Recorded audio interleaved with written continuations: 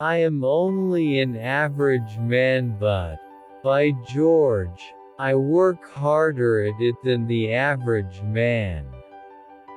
A man who is good enough to shed his blood for the country is good enough to be given a square deal afterwards. Character, in the long run, is the decisive factor in the life of an individual and of nations alike. Big jobs usually go to the men who prove their ability to outgrow small ones. I don't pity any man who does hard work worth doing. I admire him. I pity the creature who does not work, at whichever end of the social scale he may regard himself as being.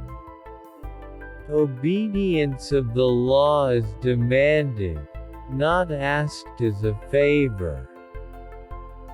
Freedom from effort in the present merely means that there has been effort stored up in the past. The pacifist is as surely a traitor to his country and to humanity as is the most brutal wrongdoer.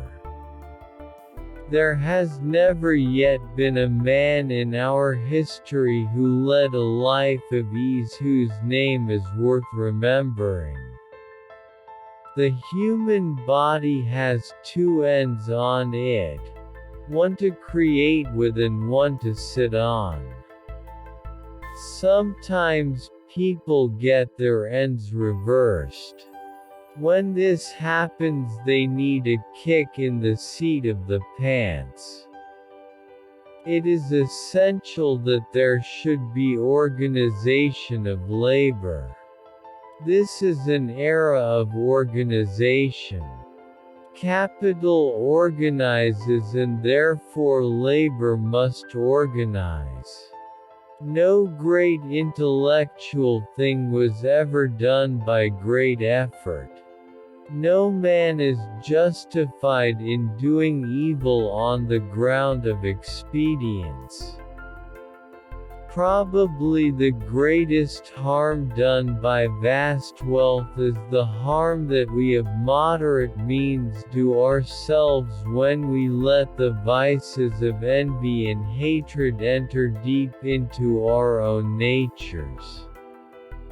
The most successful politician is he who says what the people are thinking most often in the loudest voice. No people is wholly civilized where a distinction is drawn between stealing an office and stealing a purse. Wars are, of course, as a rule to be avoided, but they are far better than certain kinds of peace. Leave it as it is. The ages have been at work on it and man can only mar it.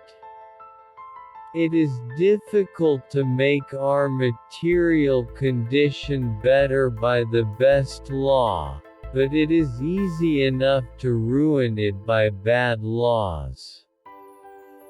Some men can live up to their loftiest ideals without ever going higher than a basement.